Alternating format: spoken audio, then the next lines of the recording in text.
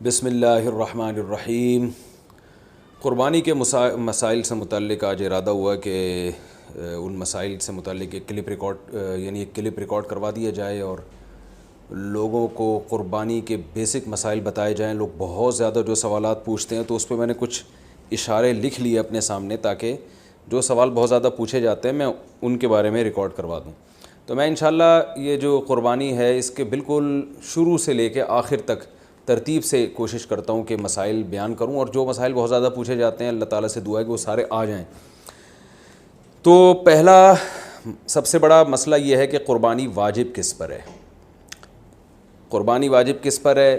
لم سم عوام کی سہولت کے لیے ایک نصاب بیان کرتا ہوں جو علماء بتاتے ہیں۔ 52.5 تولہ چاندی تقریباً 45 سے 50 ہزار یا 55 ہزار یہ آج کل ریٹ چل رہے ہیں، آپ دیکھ لیے گا نیٹ پر۔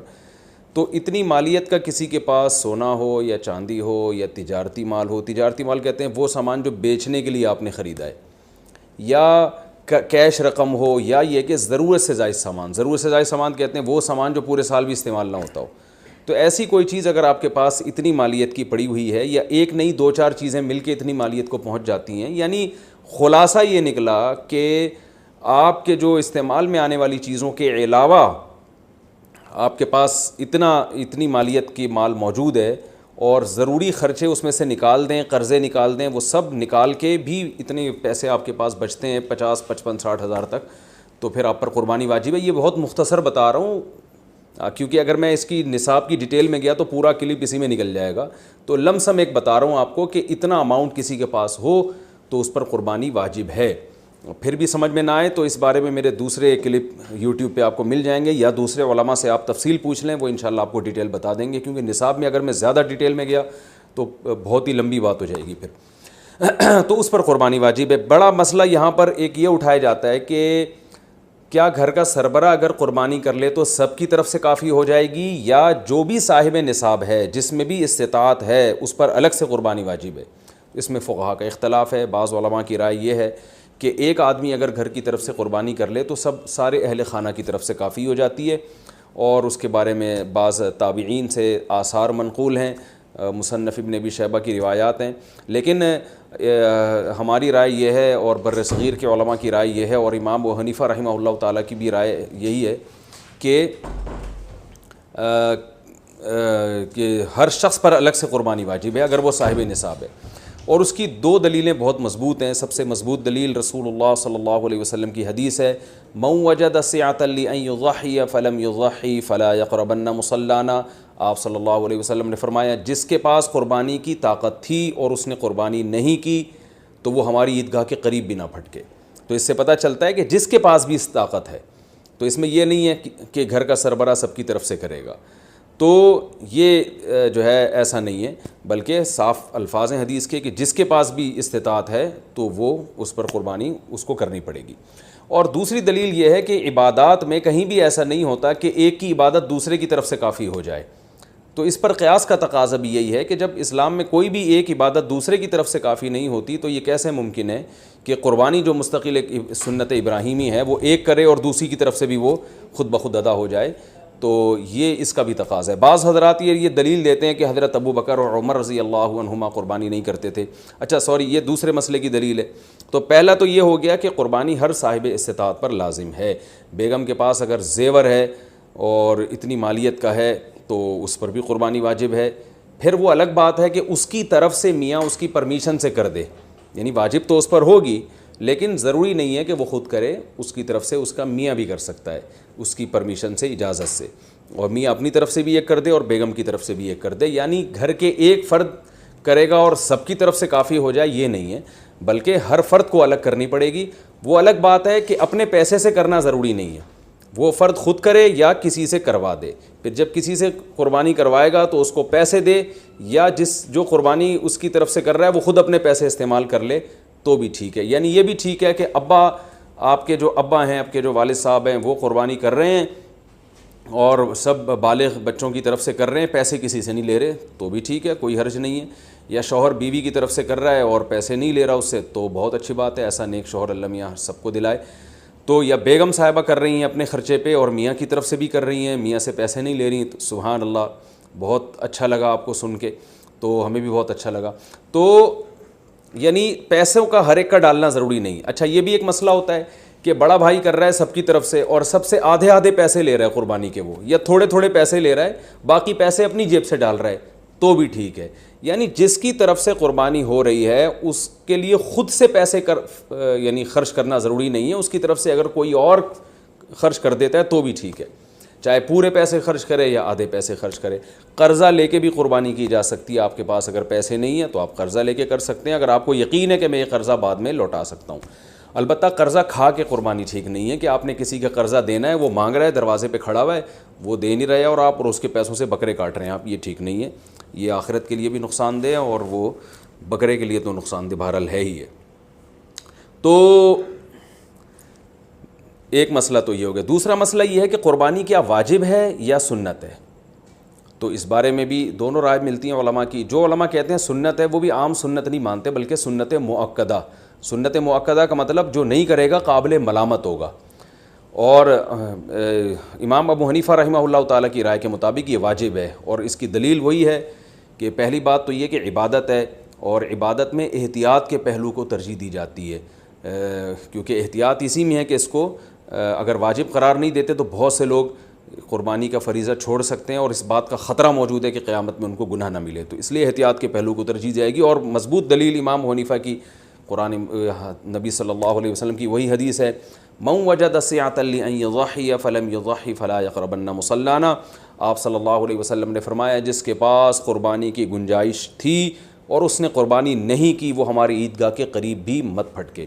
آپ صلی اللہ علیہ وسلم 10 سال مدینہ منورہ رہے, ہمیشہ آپ صلی اللہ علیہ وسلم نے قربانی کی ہے.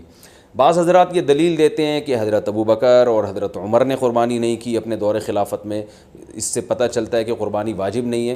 تو یہ دلیل اس لیے درست نہیں ہے کہ حضرت ابو بکر اور حضرت عمر رضی اللہ تعالیٰ عنہ مسکین تھے, غریب تھے, اگرچہ مسلمانوں کے خلیفہ تھے, لیکن یہ ان کی ایک کوالٹی تھی کہ اتنے لاکھوں مربع میل کے مالک ہونے کے باوجود وہ پیون زدہ کپڑے پہنتے تھے. تو صاحب استطاعت پہ قربانی واجب ہے. یہ دونوں حضرات بڑے تھے مگر قربانی نہیں کی انہوں نے, جیسے کہ روایت میں آتا ہے اس کی وجہ استطاعت نہ ہونا. تو استطاعت اگر نہیں ہے تو پھر قربانی لازم نہیں ہے. بلکہ اگر آپ قرضہ لے کے قربانی کرو گے اور خطرہ ہے کہ میں قرضہ ادا نہیں کر سکتا تو پھر تو جائز ہی نہیں ہے آپ کے لیے, کیونکہ دوسروں کا حق دبا کے آپ کے لیے عبادت کی بجا آوری یہ ٹھیک نہیں ہے.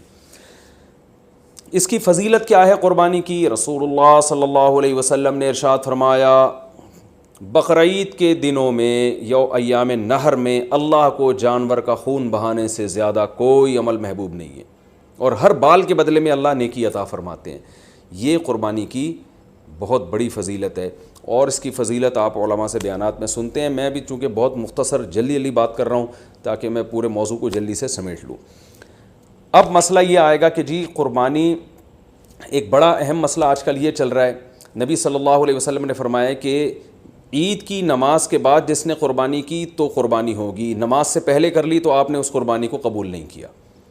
تو اس سے صاف پتہ چلتا ہے کہ شہر میں جہاں عید کی نماز ہوتی ہے وہاں عید کی نماز سے پہلے قربانی نہیں ہوتی. اب چونکہ بہت ساری عید کی نمازیں ہو رہی ہیں تو علماء کہتے ہیں کہ جس شہر میں آپ رہتے ہیں پورے شہر میں کہیں بھی عید کی نماز ہو جائے گی تو آپ کے لیے قربانی کرنا جائز ہوگا. بہتر تو یہی ہے کہ آپ خود جب تک عید کی نماز نہ پڑھیں قربانی نہ کریں. لیکن اگر کسی نے قربانی کر لی خود نماز پڑھنے سے پہلے تو اگر پورے شہر میں کہیں عید کی نماز ہو چکی تھی تو آپ کی قربانی ہو گئی, عید کی نماز نہیں ہوئی تھی آپ کی قربانی وہ کالعدم ہے. آج کل لاک ڈاؤن کی وجہ سے, کورونا کی وجہ سے یہ بھی مسئلہ کھڑا ہوا ہے. بہت سے ملکوں میں عید کی نماز پہ پابندی ہے. یو اے ای سے فون آتا ہے بھائی یہاں دبئی میں تو عید کی نماز ہی نہیں ہو رہی, تو وہاں کیا کیا جائے گا؟ تو وہاں پر یہ کیا جائے گا کہ بہتر یہ ہے, افضل یہ ہے کہ زوال کے بعد آپ قربانی کریں. اگر پورے شہر میں عید کی نماز ہو ہی نہیں رہی ہے تو پھر زوال کا وقت یعنی ظہر کا وقت جب داخل ہو جاتا ہے تو پھر آپ جانور قربان کریں, اس سے پہلے قربانی نہ کریں. لیکن اگر اس سے پہلے کسی نے قربانی کر لی تو فقہا کی ایک رائے یہ بھی موجود ہے انشاءاللہ وہ قربانی بھی ادا ہو جائے گی. یعنی صبح صادق کے بعد بھی اگر کسی نے قربانی کر لی تو قربانی ہو جائے گی. لیکن بہتر یہ احتیاط اسی میں ہے کہ ایسے جگہوں پہ جہاں عید کی نماز نہیں ہو رہی ہے, بعض کنٹریز ایسے ہیں جہاں عید کی نماز نہیں ہوتی, تو وہاں پر پھر آپ زوال کے بعد جانور کو قربان کریں آپ. یہ مسئلہ ہو گیا. اچھا, اب جانور خریدتے ہوئے کیا چیزیں آپ نے دیکھنی ہیں؟ سب سے پہلی بات 4 جانوروں کی قربانی جائز ہے، اونٹ، اور یہ گائے، بھینس بھی گائے کے حکم میں ہی ہے، اور بکرا اور دمبا۔ ہرن کی قربانی یا نیل گائے کی قربانی یا اور دوسرے جو جنگلی جانور ہیں ان کی قربانی جائز نہیں ہے۔ ان 4 جانوروں میں اونٹ کی عمر 5 سال ہونی چاہیے، گائے کی عمر 2 سال ہونی چاہیے، اور بکرے کی عمر 1 سال ہونی چاہیے، اور دمبے کی بھی اصل تو یہی ہے کہ 1 سال عمر ہو، لیکن اگر 6 مہینے کا دمبا اور بھیڑ یا جو بھی سرگودا کے کجلے بڑے مشہور ہیں، 6 مہینے کا اگر دیکھنے میں سال کا لگتا ہے یعنی موٹا تازہ ہو تو 6 مہینے کا دمبا بھی جائز ہے، 6 مہینے سے کم کا جائز نہیں ہے۔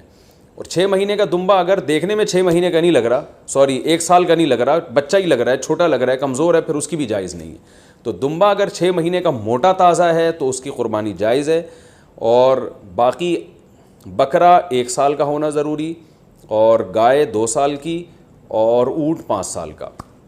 اچھا، اس میں یہ بات ضروری ہے کہ یہاں سال سے مراد اسلامی سال ہے۔ مثال کے طور پر آپ بکرا لینے کے لیے گئے مارکیٹ میں، ہاں بھائی کتنی عمر ہے، اس نے کہا کہ جی اتنی عمر ہے، تو آپ اس سے سیدھا سیدھا یہ پوچھیں کہ بھائی پچھلے سال بقرعید سے پہلے یہ پیدا ہو چکا تھا کہ نہیں ہوا تھا؟ اگر پچھلے سال بقرعید سے پہلے پیدا ہو چکا تھا تو اس سال بقرعید میں اس کی قربانی جائز ہے، بلکہ پچھلے سال اگر بقرعید والے دن پیدا ہوا تھا تو اس سال بقرعید والے دن جب وہ ٹائم گزرے گا تو اس ٹائم میں بھی اس کی قربانی جائز ہو جائے گی، کیونکہ پورا سال اسلامی سال گزر چکا ہے۔ دانتوں کا اعتبار نہیں ہے، یاد رکھیں، لوگ دانت کو زیادہ فوکس کر رہے تھے، 2 دانت ہے کہ 4 دانت ہے کہ کھیرا ہے، تو دانت کا اعتبار نہیں ہے، اصل حکم ہے جانور کی عمر کا، کہ گائے 2 سال ہو، اور 2 سال میں یاد رکھیں دانت پورے، جو ماہرین ہیں نا جو بچھڑے پالتے ہیں وہ کہتے ہیں 2 سال میں دانت نکلتے نہیں ہیں، 2 سال پورے ہونے کے بعد نکلنا شروع ہوتے ہیں۔ تو اگر آپ کو کسی جانور کے بارے میں یقین ہے کہ اس کی عمر 2 سال ہو چکی ہے تو آپ اس کی قربانی کر سکتے ہیں، بچھڑے کی، چاہے وہ کھیرا ہی کیوں نہ ہو۔ البتہ مارکیٹ میں لوگوں کو پتہ نہیں چلتا، جھوٹ بہت چلتا ہے، تو اس لیے لوگ دانت دیکھتے ہیں، کیونکہ دانت اگر نکلے ہوئے ہوں، 2 دانت ہیں تو اس کا یقین ہوتا ہے کہ 2 سال سے اوپر کا ہی ہے، تو اس لیے لوگ دانتوں کو فوکس کر رہے ہوتے ہیں، کہ سامنے والے کا پتہ نہیں ہوتا کہ سچ کہہ رہا ہے کہ جھوٹ کہہ رہا ہے۔ لیکن اگر آپ کو سامنے والے کی بات پر اعتماد آ جائے اور وہ یقین دلا دے آپ کو کہ بھئی یہ 2 سال کا بچڑا ہے، تو پھر بے شک کھیرا بھی ہو تو آپ اس کی قربانی کر سکتے ہیں۔ اور بکرا اگر 1 سال کا ہو چکا ہے، یقین ہو گیا آپ کو، کسی بھی طرح سے یقین ہو گیا، تو پھر بے شک کھیرا بھی ہو، اس کی قربانی بھی آپ کر سکتے ہیں۔ یہ تو ہو گیا جی جانور کی عمر کے بارے میں۔ عیب کون سا ہو جانور میں جس کی وجہ سے قربانی نہیں ہوتی، یہ بھی بہت زیادہ سوال پوچھا جاتا ہے، دمیں اٹھا کے لوگ چیک کر رہے ہوتے ہیں، اوریجنل ہے، پلاسٹک کی تو نہیں لگی ہوئی۔ تو اب چونکہ زیادہ تر لوگ سب سے پہلے دم ہی چیک کرتے ہیں، تو ہم شروع بھی دم ہی سے کرتے ہیں۔ تو جانور کی جو دم ہے اگر آدھی کٹی ہوئی ہے تو اس کی قربانی جائز نہیں ہے، آدھی سے کم کٹی ہوئی ہے تو قربانی جائز ہے۔ تو اس سے پتہ چلتا ہے کہ پوری دم ہی اگر چپکائی ہوئی ہے یا سی ہوئی ہے تو بھی قربانی جائز نہیں ہے۔ تو کم سے کم آدھی دم، آدھی سے زیادہ دم اس کی سلامت ہونی چاہیے، اس سے تھوڑی بہت کٹی ہوئی ہے تو اس سے کوئی فرق نہیں پڑتا۔ کان کا بھی یہی حکم ہے، کان اگر آدھا کٹا ہوا ہے تو قربانی جائز نہیں ہے، آدھے سے کم کٹا ہوا ہے تو قربانی جائز ہے۔ بعض دفعہ ایسے کان نہ چرے ہوئے ہوتے ہیں تو اس سے کوئی فرق نہیں پڑتا، قربانی اس کی بھی جائز ہے۔ آنکھ کا حکم یہ ہے کہ ایک آنکھ کی اگر بینائی نہیں ہے تو قربانی جائز ہے، بینائی ہے لیکن کم نظر آتا ہے اور جانور دیکھ لیتا ہے گھاس ماس کو تو بھی ٹھیک ہے، یعنی پوری نظر کا 6/6 ہونا ضروری نہیں ہے۔ البتہ بالکل ہی ایک آنکھ کی بینائی غائب ہو تو پھر اس کی قربانی درست نہیں ہے۔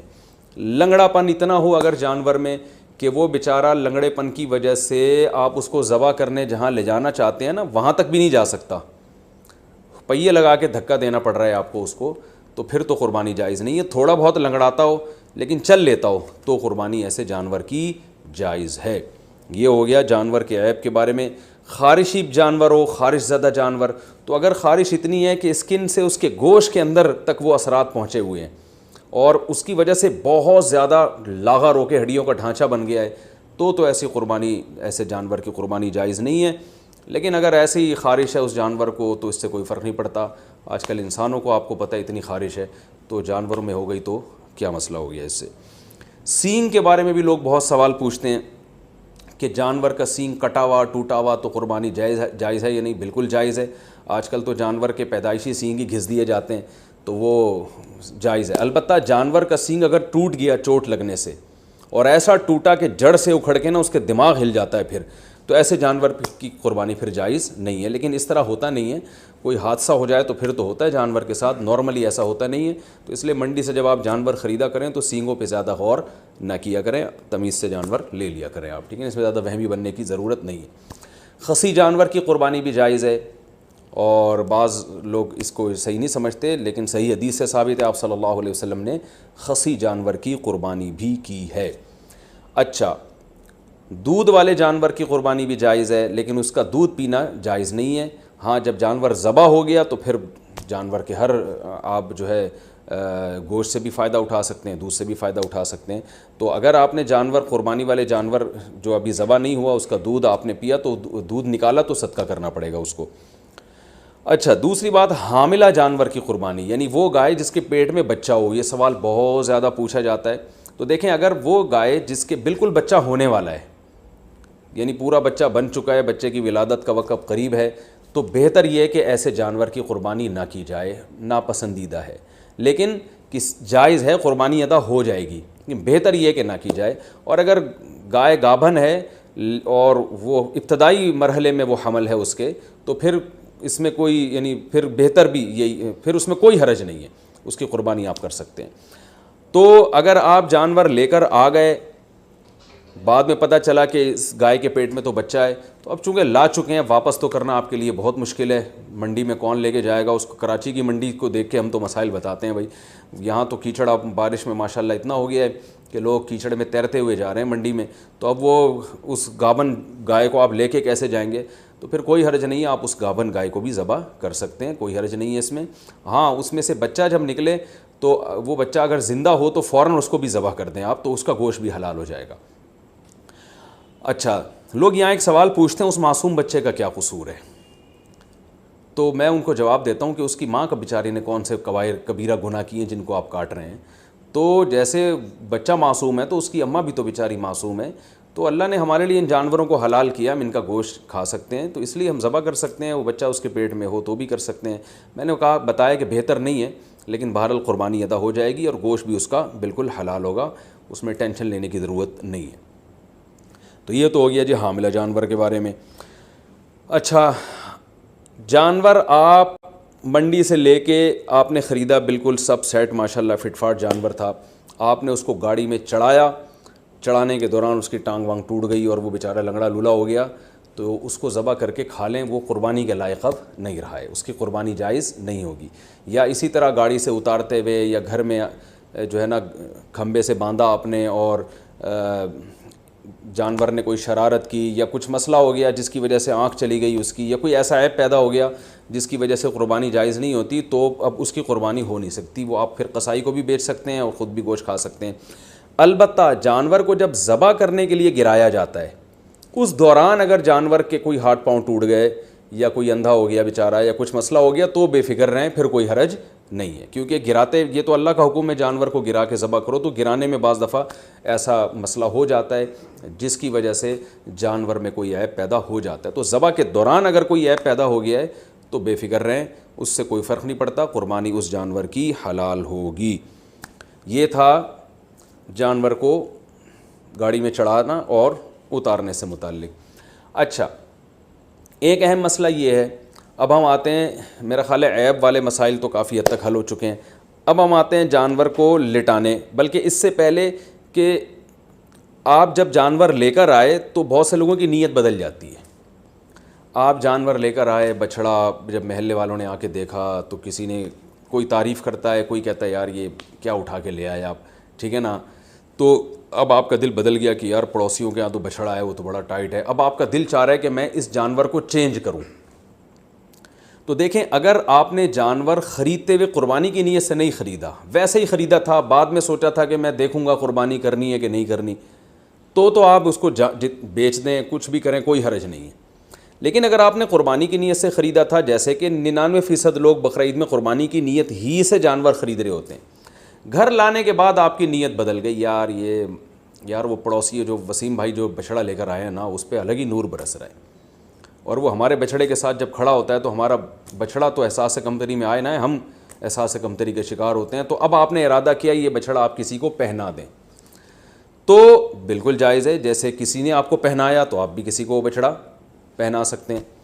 تو لیکن پہنانے کے بعد ہوگا یہ کہ اگر اب آپ کو کرنا یہ پڑے گا کہ آپ جو بچھڑا لے کر آئے تھے یا بکرا لے کر آئے تھے، فار ایگزامپل وہ 1 لاکھ کا تھا، آپ نے آگے بیچا 1,20,000 میں، اور اب نیا بچھڑا لائے دوبارہ 1 لاکھ کا، تو یہ 20,000 کا جو پروفٹ ہے یہ آپ کے لیے جائز نہیں ہے، بلکہ یہ 20,000 کا پروفٹ آپ کو صدقہ کرنا پڑے گا.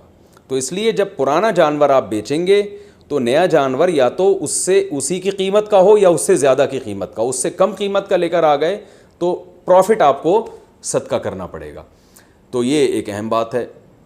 بیچنا بالکل جائز ہے، اس میں کوئی حرج نہیں ہے. میں نے کہا جیسے کسی نے پہنایا تو آپ بھی پہنا سکتے ہیں، تو اس میں کوئی حرج نہیں، لیکن پروفٹ پھر آپ کے لیے حلال نہیں ہے، کیونکہ یہ قربانی کی نیت سے جب آپ نے یہ جانور خریدا ہے، جب آپ نے قربانی کرنے کی نیت سے خرید لیا تو اب اس میں پروفٹ کمانا آپ کے لیے جائز نہیں رہا.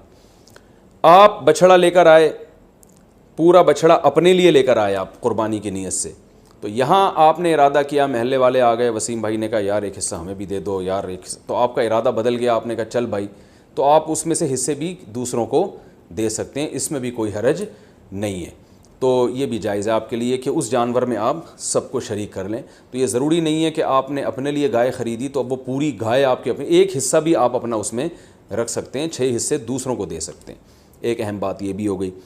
دوسری ایک اہم بات یہ ہے کہ آج میرے پاس عصر کے بعد ایک بندہ آیا، میں بچھڑا لایا تھا، صبح جب میں نے دیکھا تو اس کا انتقال ہو گیا. ان کی ورڈنگ یہی تھی، انتقال ہو گیا. میں نے کہا انتقال تو آدمیوں کے ہوتے ہیں، جانوروں کی تو موت واقع ہوتی ہے بھائی. خیر اس کا انتقال ہو گیا تو مالدار آدمی جس پر قربانی واجب تھی، اگر اس کا جانور بقرعید سے پہلے مر جائے تو اس پر لازم ہے کہ وہ دوبارہ قربانی کرے. ہاں دوبارہ قربانی میں یہ ضروری نہیں ہے کہ جتنا مہنگا پہلا جانور تھا اتنا ہی دوسرا بھی ہو، نہ سستا جانور بھی کیا جا سکتا ہے، کیونکہ اب آپ پروفٹ نہیں کما رہے اس پہ، تو اس لیے وہ تو اللہ نے اس کو اٹھا لیا پہلے. تو اس جانور کو ذبح کر کے مرنے سے پہلے گوشت کھا لیں یا قصائی کو بیچ دیں، اور جو آپ نیا جانور لے کر آئیں گے وہ یعنی وہ بیچ اس لیے دیں یا گوشت اس لیے تاکہ وہ اس نے بھی گوشت ہی یعنی گوشت کے طور پر ہی قصائی نے بھی استعمال کرنا ہے اس کو. تو جانور اگر مر گیا، آپ نیا جانور اگر لے کر آئے ہیں تو نئے جانور میں یہ ضروری نہیں ہے کہ پہلے والے جانور سے وہ مہنگا ہو، وہ سستا بھی لا سکتے ہیں. آپ پوری بچھڑا لے کر آئے تھے تو اب کوئی بات نہیں، ایک دمبا کر لیں چھوٹا موٹا آپ، تو یہ ضروری نہیں ہے کہ اتنا ہی مہنگا ہو. وہ اگر جانور مر جائے تو بس آپ نے ایک واجب اپنے ذمے سے پورا کرنا ہے، تو وہ سستا جانور بھی کر سکتے ہیں. اور اگر غریب آدمی جانور خرید کے لایا تھا قربانی کی نیت سے، وہ جانور مر گیا تو بس غریب کو ثواب مل گیا، دوبارہ اس پر قربانی واجب پہلے بھی نہیں تھی اب بھی واجب نہیں ہے. تو یہ ہو گیا جی. اچھا اب ہم چلتے ہیں قربانی کے مسائل میں ذبح کی طرف. جانور ذبح کرنے میں ایک بڑی کوتاہی یہ ہوتی ہے کہ قصائیوں کے حوالے چھری کر دی جاتی ہے. بعض دفعہ پتہ نہیں ہوتا کہ یہ مسلمان ہیں بھی یا نہیں ہیں، کیونکہ ان دنوں میں ہندو بھی بہت سے قصائی بنے ہوئے ہوتے ہیں. تو یاد رکھیے گائے کی گردن پہ یا جانور کی گردن پہ جو چھری چلانے والا ہے، پکڑنے والا کوئی بھی ہو، رسی باندھنے والا کوئی بھی ہو، چھری چلانے والے کا توحید پرست ہونا ضروری ہے یا اہل کتاب ہونا ضروری ہے. تو اس لیے یہ دیکھ لیں کہ یہ مسلم بھی ہے یا نہیں ہے.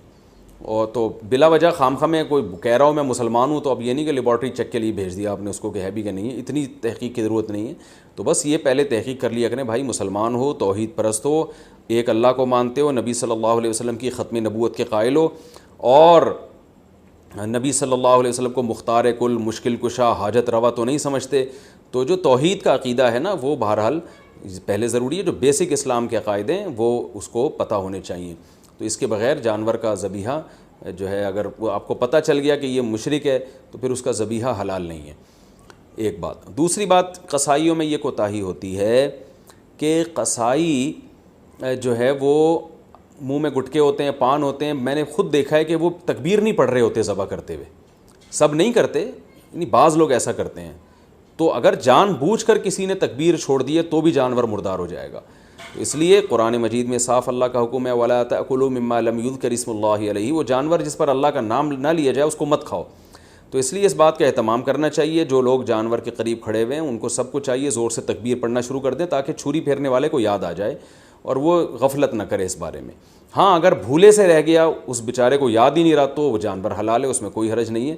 جان کر تکبیرات چھوڑ دینا یہ بالکل اس سے جانور مردار ہو جاتا ہے. بعض اب ایسے ہوتا ہے کہ ایک آدمی سے چھری چل نہیں رہی ہوتی تو دوسرا بھی ہاتھ لگا دیتا ہے, یار ہم دونوں مل کے چھری چلا دیتے ہیں. تو دو آدمیوں نے اگر چھری چلائی ہے تو پھر دونوں پر تکبیر پڑھنا واجب ہے. دونوں میں سے ایک بھی اگر تکبیر چھوڑ دے گا تو جانور حلال نہیں ہوگا, اس کا خیال کیا کریں. اور ویسے بھی جانور کو خود ذبح کیا کریں. علماء کہتے ہیں کہ جانور ذبح کرنے والا جس کی قربانی ہے نا وہ خود ذبح کرے گا تو اس میں زیادہ ثواب ہے. ایک کوتاہی جو بہت عرصے سے میں بتاتا چلا آ رہا ہوں, قصائی جانور ذبح کرنے کے بعد 4 رگیں کٹنے کے بعد حرام مغز میں چاقو مارتے ہیں. یہ بالکل غلط ہے.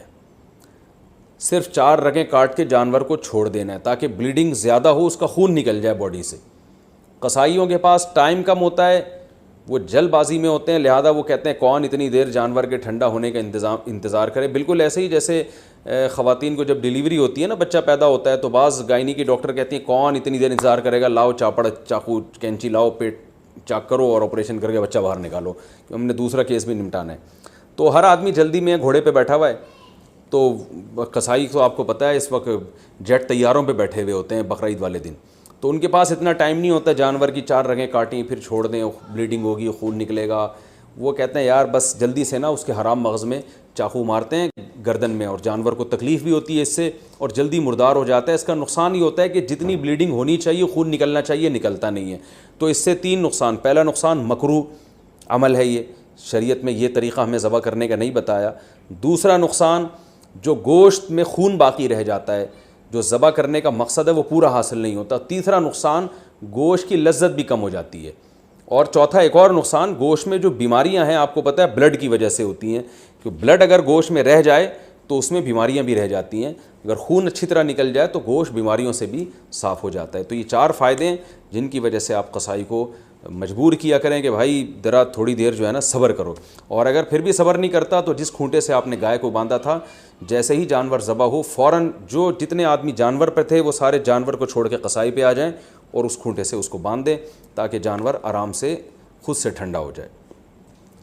یہ بھی کرتے ہیں کہ جانور ٹھنڈا ہوا نہیں ہوتا کھال اتارنا شروع کر دیتے ہیں اس کی, تو یہ بھی غلط ہے. لیکن اگر ایسے جو وہ قصائی جو پکڑائی میں نہیں آ رہا, اگر آپ نے اس کو کھونٹوں سے باندھ دیا تو انشاءاللہ یہ تمام ٹینشنیں آپ کی حل ہو جائیں گی. قصائی حضرات ناراض ہوتے ہیں میری ان باتوں سے. بھائی میں آپ کے بارے میں بات ہی نہیں کر رہا, میں ان قصائیوں کے بارے میں بات کر رہا ہوں جو شرافت سے کنٹرول میں آ نہیں رہے. تو آپ تو ماشاءاللہ اچھے لوگ ہیں جو میرا بیان سن رہے ہیں, آپ تو جانور کی 4 رگیں کاٹیں گے, اس کے بعد آپ آرام سے بیٹھ جائیں گے یا دوسرے جانور کو گرانے کی فکر میں لگ جائیں گے, اور یہ جب اس کی بلیڈنگ ہو جائے گی اچھی طرح سے تو ٹھنڈا ہو جائے گا تو پھر آپ اس کا گوشت کاٹیں گے اور کھال اتاریں گے آپ اس کی. تو آپ کے بارے میں بات کر نہیں رہا, میں ان قصائیوں کے بارے میں بات کر رہا ہوں جو جلد باز ہیں. اچھا بھائی, اب مسئلہ یہ ہے کہ گوشت کی تقسیم میں تول کے گوشت تقسیم کرنا ضروری ہے. خوب اچھی طرح سمجھ لیں, گوشت سودی اموال میں سے ہے, لہذا گوشت کے جب 7 حصے ہوں گے تو تول کے ہوں گے. یہ خوب سمجھ لیں. لوگ کہتے ہیں ہم راضی ہیں, تو راضی ہونے کا مسئلہ نہیں ہے, یہ سودی اموال میں سے ہے. اب میں اس کی ڈیٹیل میں جاؤں گا تو یہ کلپ بہت زیادہ لمبا ہو جائے گا, تو اس لیے بس علماء کی بات پر اعتماد کر لیں. اس کو تول کے تقسیم کرنا واجب ہے. اگر تول کے تقسیم سے بچنا چاہیں تو 60 ڈھیریاں بنا کر 7 میں کلیجی ملا دیں, تو پھر تول کے تقسیم کرنا واجب نہیں رہے گا. اس کے دلائل کیا ہیں یہ کسی اور وقت انشاءاللہ بیان کروں گا. تو اور پھر بھی احتیاط اسی میں ہے کہ تولیں بھی اور کلیجی بھی ملا دیں 7 ڈھیریوں میں, تاکہ اگر تول میں گڑبڑ ہو گئی ہو تو کلیجی اس کے جو ادھر اگر تھوڑا سا گوشت زیادہ چلا گیا تو اس کے مقابلے میں ادھر کلیجی آ جائے تو سود سے بچت ہو جائے گی. وہ لوگ کہتے ہیں پتہ نہیں کس قسم کی باتیں کر رہے ہیں, وہ انشاءاللہ بعد میں ڈیٹیل میں اس مسئلے کو سمجھا دوں گا, بلکہ پہلے سمجھا بھی چکا ہوں کئی دفعہ کہ سودی اموال میں عقل نہیں چلتی ہے. جب شریعت نے برابری کا حکم دیا تو بس برابری ہے. تو گوشت بھی سودی اموال میں سے ایک مال ہے. جیسے 10 روپے دے کے کوئی 11 روپے نہیں لے سکتا نا, تو اسی طرح گوشت میں بھی ایسا ہی ہے. تو یہ اس کا خیال کرنا چاہیے. اچھا, قربانی کے حصے داروں میں اگر کوئی شخص حرام آمدن والا شریک ہو گیا تو سب کی قربانی برباد ہو جائے گی, اس لیے اس کا بھی اہتمام کرنا چاہیے. اجتماعی قربانی میں اعلان لکھ کے لگانا چاہیے کہ بھائی حرام آمدن والے شرکت نہ کریں, یا پہلے سے سیٹ اپ بنانا چاہیے کہ ایک الگ سے ایسی گائے ہو جو صرف حرام آمدن والوں کا اس میں حصہ ہو, تاکہ اس میں قربانی ہو ہی نہیں, وہ گوشت ذبح کر کے ویسے ہی غریبوں میں بانٹ دیا جائے. بعض مدارس میں اس کا اہتمام کیا جاتا ہے کہ وہ پہلے سے جو ہے نا کچھ حصے ایسے انہوں نے رکھے ہوئے ہوتے ہیں. تو لیکن اگر آپ گھر کی گائے لائے ہیں یا ویسے کسی گائے میں حصہ لے رہے ہیں اور اس میں کوئی حرام آمدن والا آ گیا, لیکن اگر آپ کو پہلے سے پتہ نہیں ہے تو پھر شریعت نے ہمیں بلا وجہ کے تجسس کا حکم نہیں دیا. یہ ایک آدمی زبان سے کہہ رہا ہے میں حلال کماتا ہوں, بس اس کی زبان پر اعتماد کرنا ہمارے لیے کافی ہے. اب آپ نے کہیں اجتماعی قربانی میں حصہ لیا, اب یہ نہیں کہ آپ اپنی گائے کے بارے میں تحقیقات کرتے پھرنے اس میں حرام تو ہے کہ نہیں ہے. وہ گناہ پھر انہی لوگوں پر ہوگا جنہوں نے اجتماعی قربانی کا انتظام کیا ہے. اگر انہوں نے خود سے جان کر کسی حرام والے کو شامل کر دیا تو وہ گناہ گار ہوں گے. تو آپ کو اگر جب تک پتہ نہیں ہے تو شریعت میں یہی حکم ہے, ابہموا ما ابہم اللہ, جس چیز کو اللہ نے واضح نہیں کیا ہے تو ہم اچھا گمان ہی رکھیں گے اس میں. اچھا, یہ قربانی کا گوشت غیر مسلموں کو دینا بالکل جائز ہے, اس میں کوئی حرج نہیں ہے, غیر مسلم کو بھی دے سکتے ہیں. گوشت جب آپ کے ہاں آئے تو آپ بہتر یہ ہے کہ اس کے 3 حصے کر دیں, ایک غریبوں کے لیے, ایک رشتہ داروں کے لیے اور ایک اپنے لیے. رشتہ داروں کا مطلب یہ ہوتا ہے کہ جو دعوتیں آپ کرتے ہیں وہ بھی رشتہ داروں ہی میں آتی ہے, تو اس لیے آج کل یہ بھی ٹھیک ہے کہ 1/3 صدقہ کر دیں, 2/3 گھر میں رکھ لیں جس میں آپ دعوتیں بھی ہو رہی ہیں اس میں خود بھی کھا رہے ہیں. اور علماء نے بیان کیا بھائی جس کی اولاد زیادہ ہے, اہل و عیال زیادہ ہیں, اور تو وہ اگر پورا گوشت بھی گھر میں رکھ لے تو بھی ٹھیک ہے, اس لیے کہ اپنی اولاد کا, اپنے بچوں کا حق پہلے, کیونکہ وہ اگر دمبا بیچارے نے ذبح کیا اور وہ 1/3 صدقہ کر دے گا تو 8-10 بچے, تو پھر وہ میرا خیال ہے وہ غریب آدمی کے بچے, تو پھر تو پورے سال بیچاروں کو گوشت نہیں ملتا. تو ایسے غریب آدمی کے لیے حکم یہ ہے کہ وہ پھر پورا گوشت بھی رکھ لے, یہ زیادہ بہتر ہے اس کے لیے. اور 1/3 گوشت صدقہ کرنا یہ بھی مستحب عمل ہے, کوئی فرض واجب نہیں ہے, لیکن بہرحال اس پہ عمل کرنا چاہیے کیونکہ قرآن مجید میں اللہ تعالیٰ کا ارشاد ہے کہ اطعموا القانع والمعتر, کہ خود بھی کھاؤ اور کلو منہا, خود بھی اس میں سے کھاؤ اور محتاجوں کو بھی اس میں سے کھلاؤ. خود بھی کھانا چاہیے, محتاجوں کو بھی کھلانا چاہیے. ایصال ثواب کے لیے قربانی, ابا اماں کی طرف سے قربانی جو مرحوم ہے, دادا نانی کی طرف سے قربانی, یہ بالکل جائز ہے, اس میں کوئی حرج نہیں ہے. بعض صحابہ سے بھی ثابت ہے اور رسول اللہ صلی اللہ علیہ وسلم سے بھی ثابت ہے کہ آپ نے 2 مینڈے ذبح کی, ایک اپنے لیے اور ایک اپنی امت کے لیے. تو پتہ چلا کہ یہ قربانی اپنے لیے بھی ہو سکتی ہے اور اپنے علاوہ کسی اور کے لیے بھی ہو سکتی ہے. وہ کسی اور کوئی بھی ہو سکتا ہے, نبی صلی اللہ علیہ وسلم بھی ہو سکتے ہیں, آپ کے والدین بھی ہو سکتے ہیں, تو کوئی بھی ہو سکتا ہے.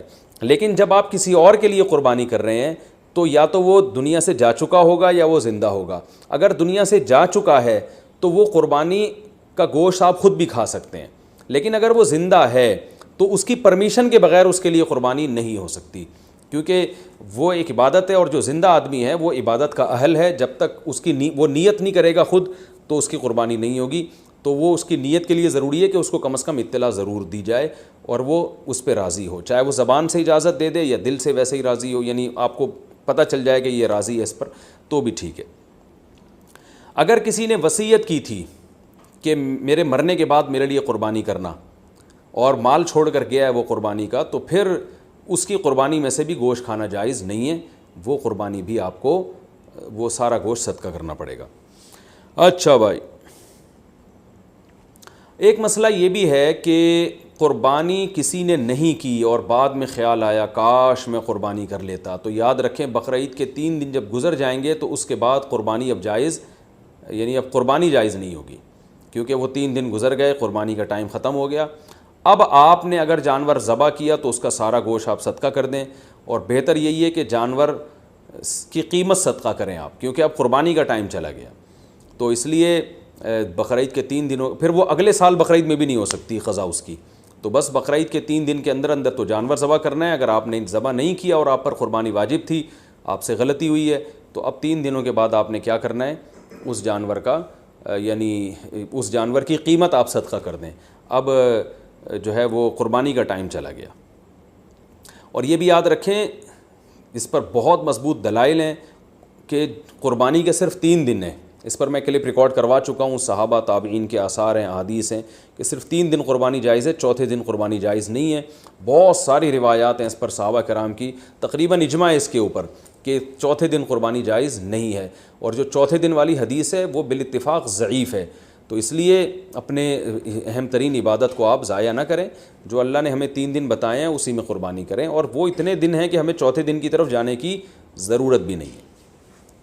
لیکن اگر کوئی کر رہا ہے تو بحث مباحثہ نہ کریں, لڑائی جھگڑا یہ بھی اچھی چیز نہیں ہے. آپ خود احتیاط کریں, صرف 3 دن, اور جتنے لیٹ کریں گے قربانی کا ثواب کم ہوگا. پہلے دن سب سے زیادہ, دوسرے دن اس سے کم, تیسرے دن اس سے بھی کم. اچھا بھائی، اور مسئلہ کیا ہے کہ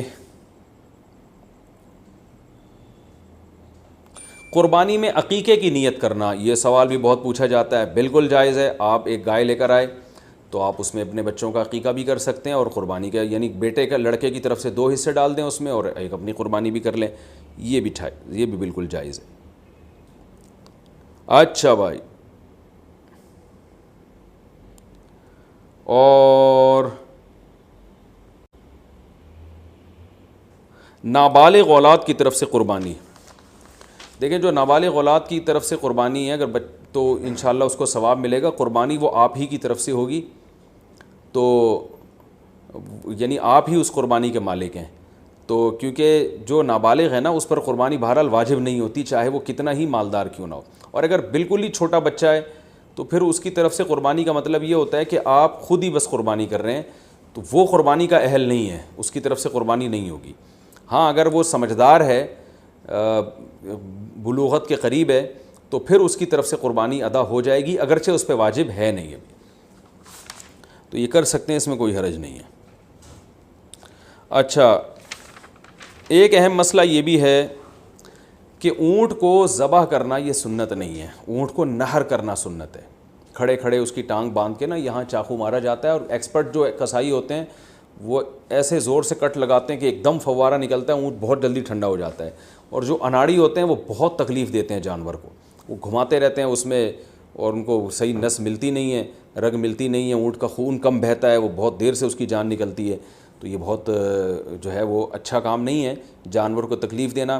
آپ صلی اللہ علیہ وسلم نے حکم دیا ہے کہ جب تم میں سے کوئی شخص جانور کو ذبح کرنے کا ارادہ کرے تو اسے چاہیے کہ جانور کو راحت پہنچائے، اس کی راحت کا خیال رکھے، وہ اس کی کو اذیت نہ دے، تکلیف نہ دے۔ اور آپ نے یہ بھی فرمایا کہ اپنی چھری کو پہلے تیز کر لو تاکہ جانور کو تکلیف نہ ہو۔ بعض لوگ یہ کر رہے ہوتے ہیں، جانور کو لٹا کے چھری تیز کر رہے ہوتے ہیں، وہ بھائی پہلے ہی کر لیتے یہ کام، اس کو آپ نے جو لٹا کے اتنی تکلیف دی ہوئی ہے، یہ ٹھیک نہیں، یہ ٹھیک عمل نہیں ہے۔ تو جانور کو راحت دینے کا ہمیں حکم ہے، تکلیف سے اس کو بچانا ہے ہم نے۔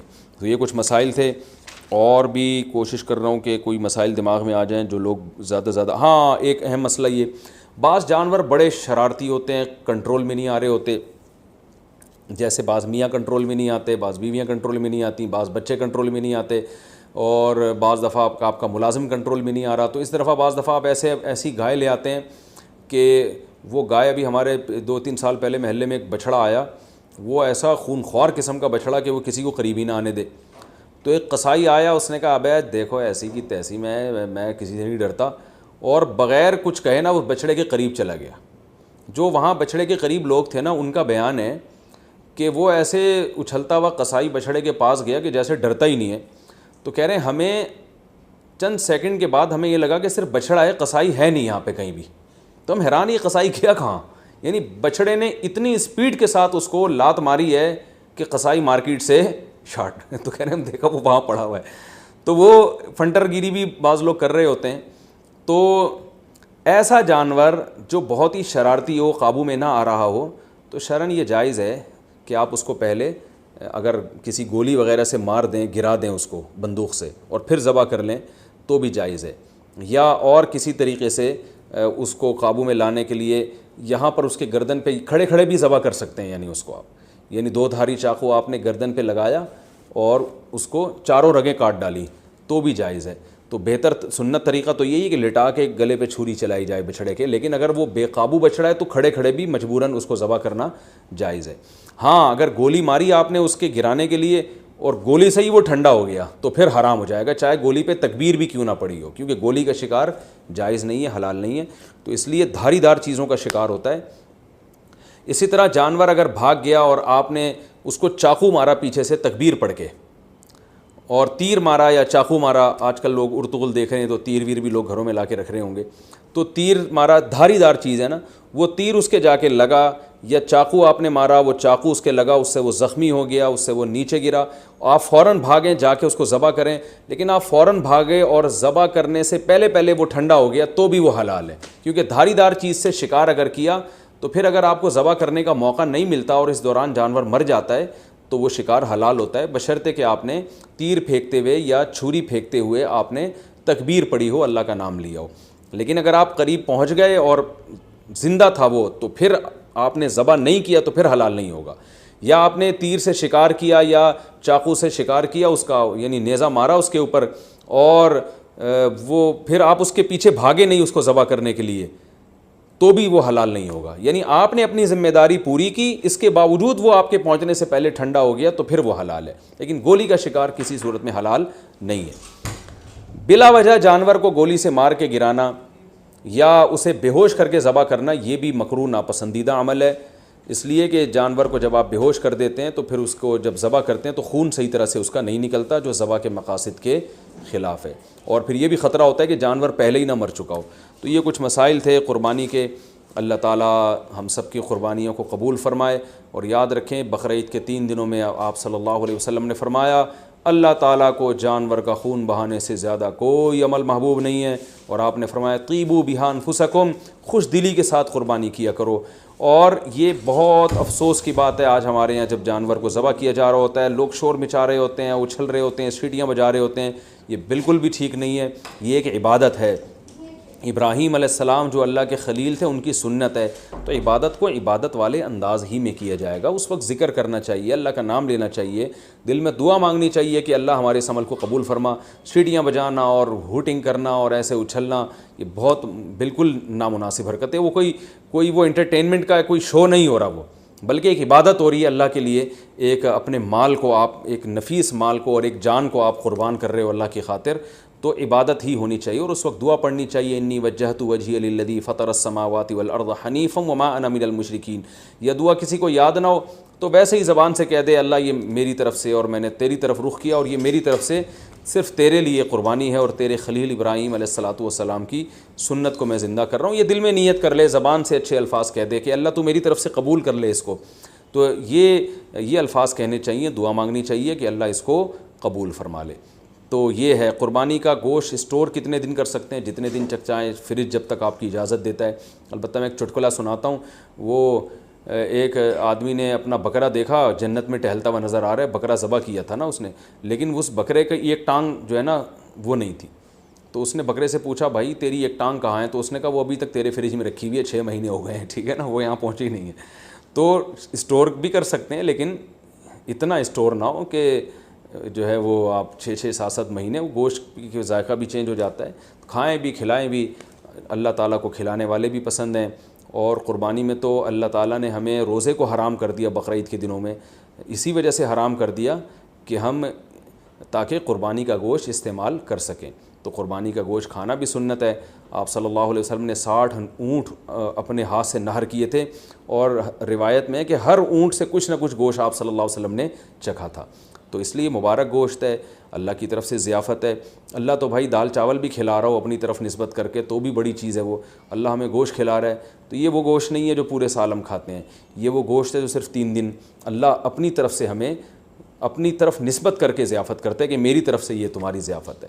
بڑی مبارک چیز ہے. اللہ تعالی ہم سب کو سمجھنے کی، عمل کرنے کی توفیق عطا فرمائے. وما علینا الا البلاغ. ایک اور مسئلہ رہ گیا کہ قصائی کو گوشت اجرت کے طور پہ دینا جائز نہیں ہے. قصائی کو الگ سے اجرت دیں. گوشت ویسے ہی جب بیٹھا ہو تو کھانا وانا گوشت پکا کے کھلا سکتے ہیں، سب کھا رہے ہوتے ہیں تو وہ بھی کھا سکتا ہے. لیکن گوشت جو الگ سے قصائی لوگ سائڈوں پہ نکال لیتے ہیں، پٹ کا گوشت الگ کر دیا، چانپیں ادھر کر دیں، بہت ہاتھ گھوم رہے ہوتے ہیں بعض قصائیوں کے، تو ان کو منع کریں اس عمل سے. اور خاص طور پہ جو مشترک جانور ہے حصوں والا، اس میں تو یہ عمل اور بھی برا ہے. اللہ تعالیٰ عمل کی توفیق عطا فرمائے. وما علینا الا البلاغ.